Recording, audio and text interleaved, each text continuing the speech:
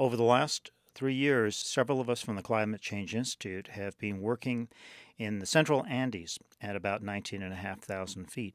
We're very interested in this area because little is known about past climate, and we want to be able to make predictions for the future, particularly with respect to water.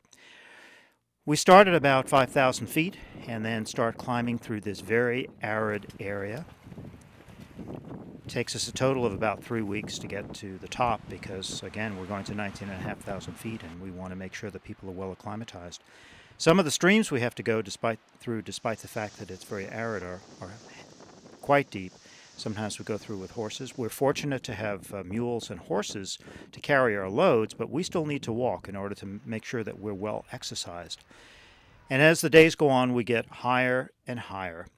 The people that you see riding on the horses are arrieros. They're local cowboys, and they help us a great deal with these loads. Amazing guys. That green pool you see is a sulfur lake coming out of the active volcano just next to where we're working. We're working in an old crater, and the ice is accumulated in there. It's a great storage basin for ice. We gradually go higher and higher up to the edge of the glacier, which gets us to about 19,000 feet. We put up a base camp, acclimatize a little bit, and then begin our work. These particular scenes come from the reconnaissance trip we did 2 years ago, and we're traveling across the glacier, trying to figure out how thick the glacier is and figure out where we should conduct a reconnaissance ice core to see whether or not this area is a valuable site for coming back to later with a deep drill.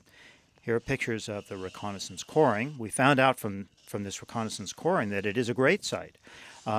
Beautifully year-to-year preserved records that we feel is going to tell us a lot about the changes in the water balance in this area. The glaciers are extremely important to the people in Santiago because, of course, this is their primary source of water.